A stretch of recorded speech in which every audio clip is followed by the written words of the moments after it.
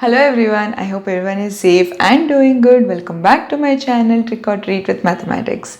So in today's video, as the title suggested, we will be starting a new series on binomial theorem. There will be a series of videos that will be covering this concept in my channel in the upcoming weeks. But today is the introductory video and I will also help you understand how we have reached to the binomial theorem before going exactly into the theorem itself. The topic is very important and is a part of class 10, 11 and 12 mathematics. So this is extremely important to understand and also will be applicable for all your computer programming and engineering mathematics. So if anyone requires an assistant on this topic, please do consider sharing my videos to whoever in need. So before that, please consider hitting the subscribe button down below if you like my video and if you are interested in such in detail mathematical concepts. So without wasting any more time, now let's jump right into the video. Before we jump right into the binomial theorem, you need to understand a few underlying concepts and how we exactly will use binomial theorem in our problems. So first of all, I assume that you already are familiar with algebraic expressions and also polynomials. So what exactly is a polynomial? A polynomial is an algebraic expression that has more than two algebraic terms, right? So along those lines, what do you think is a binomial in maths? And what is a binomial expression? What is the definition of binomial expression? Binomial is a special kind of polynomial that has two different algebraic terms. Only two. Bi means two. So a binomial has two different algebraic terms.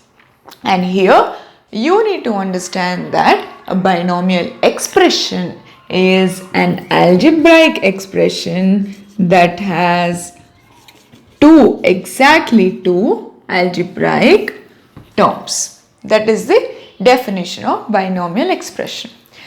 Binomial expressions are like this: x plus y, x square plus y square, x cube plus y cube, x plus x square, and so on. These are all binomial expressions. This is the quick recap on binomial expressions that you need to know.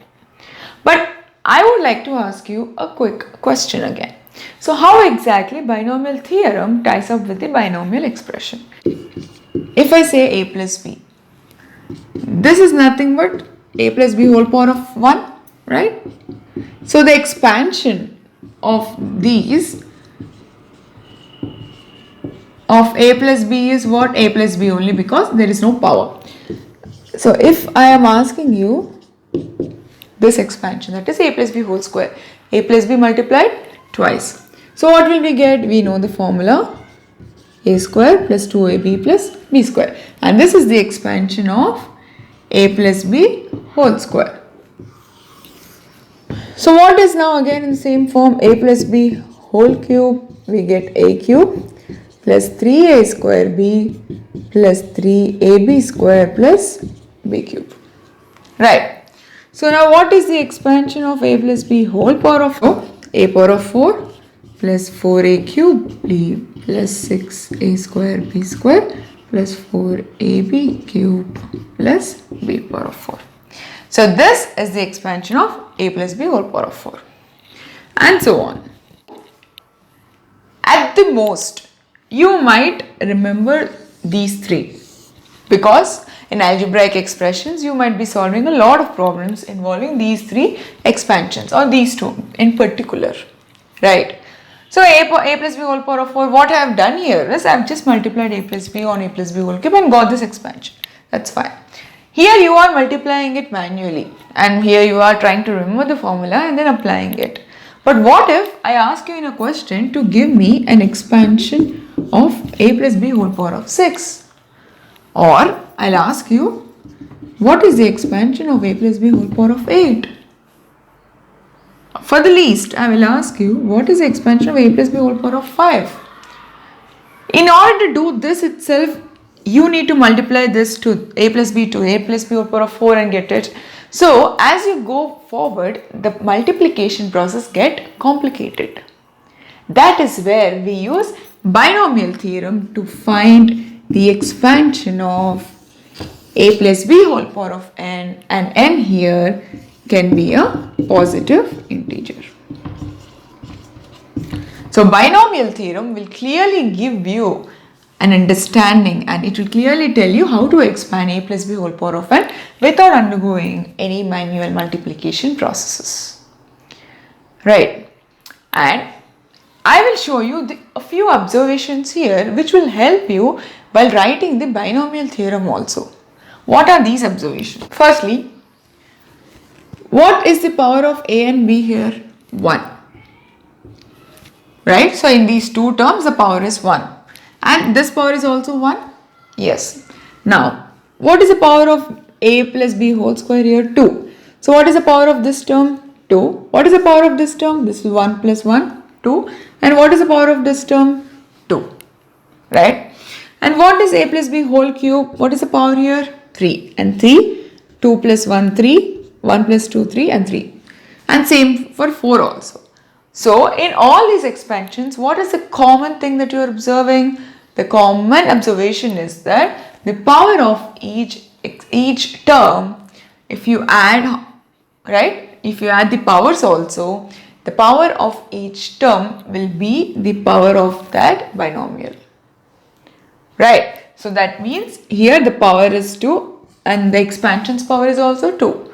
So in short, we can conclude that n is equal to sum of the powers of each term. Right? This is one observation. Correct. Now, what is the second observation? Second observation is symmetry. What exactly is symmetry here? Symmetry means, if you see this particular example only, we are having a cube and b cube, right? And the coefficients of these two middle terms are 3 and 3. So this is 3 and this is 3, but the coefficient of these two are 1. That means 1, 3, 3, 1. Symmetry means if you go from here or if you go from here, it's the sequence of numbers is the same. That means any pattern, the pattern is the same if you go from the left or left from the right. That is nothing but the mirror image. So all the terms, if you observe, they have the same pattern. If you come from here, if you come from here, you get the same pattern. Here we have 1 and 1, and here you have 1, 4, 6, 4, 1. See, same pattern with 6 being the mirror. Right. Expansion of a plus b whole power of n or any number has symmetry. The third observation and the most important observation is, what is this? It's one binomial, right? And how many terms are you getting after expanding? You are getting 2. And in here, this one binomial raised to power of 2. How many terms are you getting after expanding? 3. So the power is 2, terms are 3. The power is 3, 1, 2, 3, 4. The terms are 4. The power is 4 and the terms are 5. In short, can we not conclude that if you expand a power of n, a plus b whole power of n, then you will get n plus 1 terms in that expansion? Yes. And the sum of the powers or indices is n. So these two are very important observations while you are expanding. If you see this, right, I have written a plus b whole square cube and 4's expansion here. If you go from here, right, from left to right, you are seeing the power of a is reducing and power of b is increasing. Same here, a cube, 3a square, 3a, and this is a power of 0, right? Again, 0, 1, 2, 3. And same for this also. That means from left to right, the power of a or whatever is in here it is reducing, and from right to left the power of b is reducing. This is another important observation that you definitely need to keep in mind while writing binomial theorem also. So I will ask you, say for example a plus b whole power of 4, I'll ask you what is the coefficient of a cube b in this expansion. How do you do? You will simply write this expansion, tell me, okay fine, this is the coefficient. 4 is the coefficient. Okay, here this is one way of solving. Now if I ask you to find the coefficient of a plus b whole power of 5, you would again maybe try to do this method, or you can also try to find the coefficients of the binomial expansion using Pascal's triangle. Please let me tell you, Pascal's triangle will give you the coefficients of the binomial expansion, that is a plus b whole power of n. You must be definitely aware by now that Pascal's triangle is used to find the binomial coefficients, that is the coefficients of binomial expansions. How do we write those coefficients in the triangular form? Also, while writing the triangle, please make sure you also listen to the observations that I will show you. 1, that is a power of 0, that is any expansion power of 0. Again, I will write 1 and 1. Assuming that we have hypothetical 0 here, okay, so what did I do? If I add this and this, I got 1. So if I add the numbers diagonal to 1, I'll get 1. Again, I'll say that this is 1, this is 2, and this is 1. How did I do? Again, by assuming hypothetical 0 here, if you add 0 and 1, you'll get 1. If you add 1 and 1, you get 2. And if you add 1 and 0, you get 1. Okay, so in the same form, we can write this as 1, 3, 3 and 1. Because adding 1 and 0, we get 1. Adding 1 and 2, we get 3. Again 2 and 1, we get 3. Adding 1 and 0, we get 1.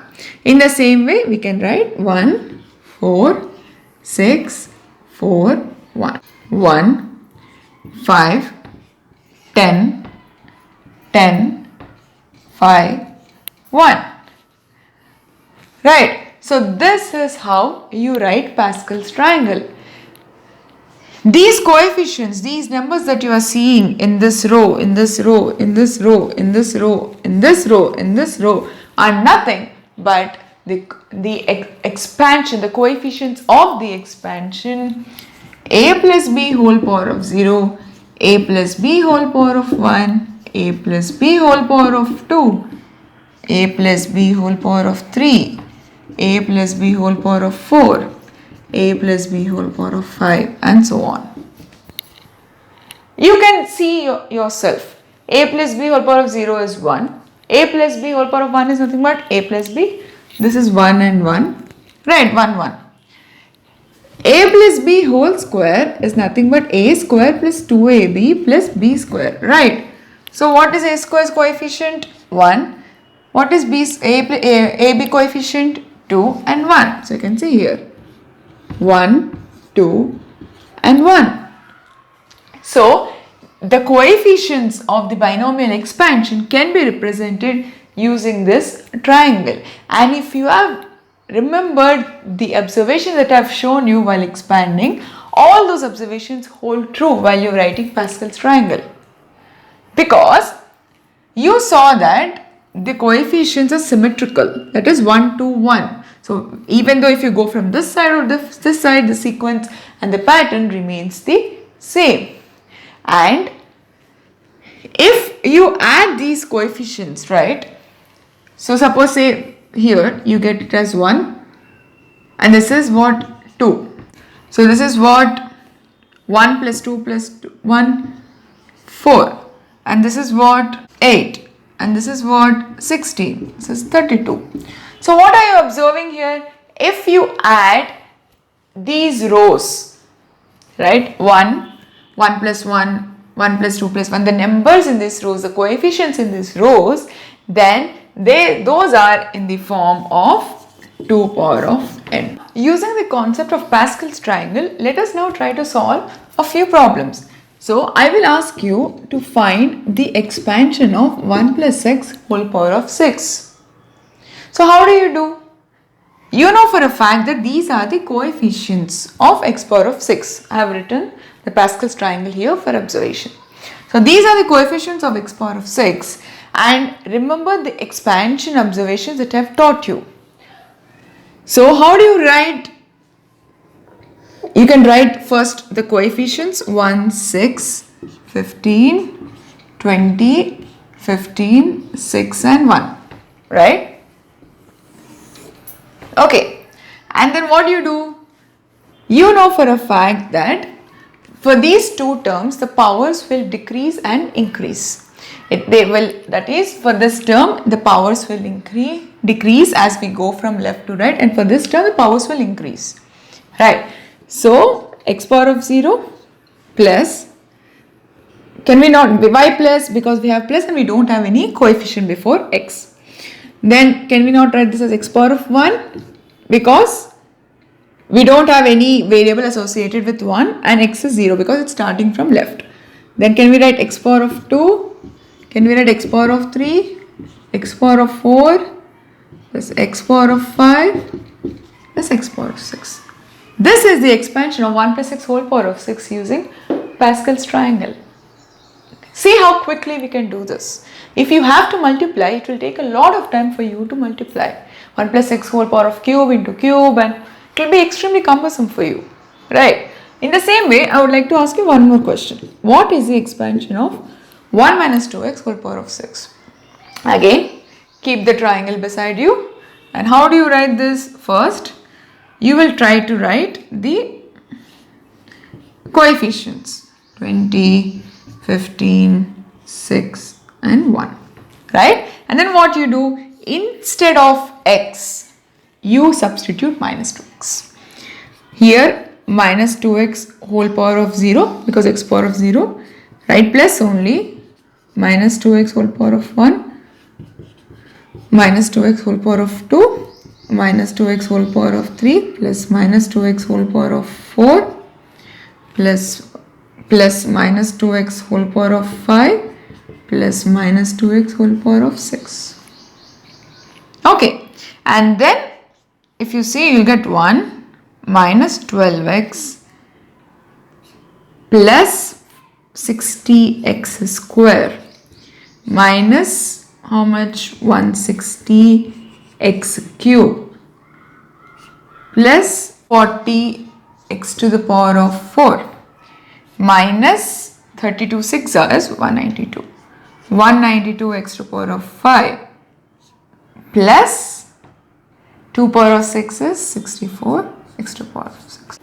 The signs automatically change because we took minus 2x in the place of x and we substituted. This is how you can write an expansion very easily using Pascal's triangle. But Pascal's triangle also has its limitations. See, for 6 only it became a lot of trouble for us to write if the coefficient of this particular term x is more than 1 or anything other than 1.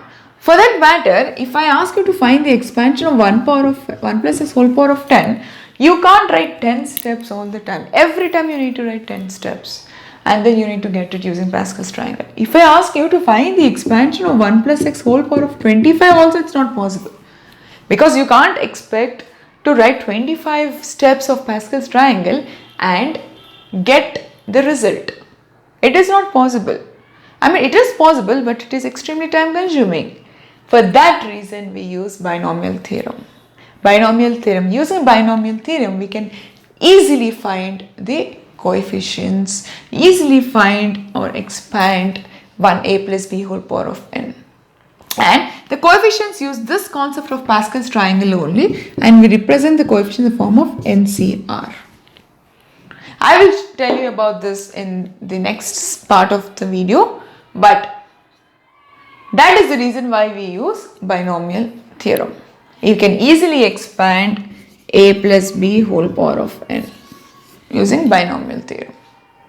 Okay, however, we can't say that Pascal's triangle is completely not used anywhere. No, Pascal's triangle is extremely important to determine triangular numbers, Fibonacci series, and used in computer programming, etc.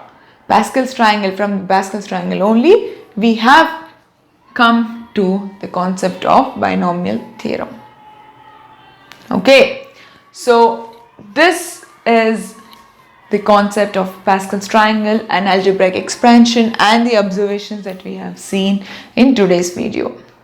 So in the next video, keeping these concepts in mind, trust me, it is extremely easy for you to write binomial theorem without even knowing or without even remembering the theorem. Okay, so if you like my video, I request you to please like, share and subscribe to my channel and ring the bell notification down below so that you will never miss an update from me. And I hope you clearly understood the concept, and if you have any questions until here, you can please leave a comment down below. So in my next video, I will be covering the concept of binomial theorem. Before that, you need to understand factorials. So I will also be covering slightly a quick recap on factorials, and then we'll start binomial theorem and tie everything that we have taught till now together. I will see you all in my next video. Until then, have a nice day ahead and a wonderful week. Bye.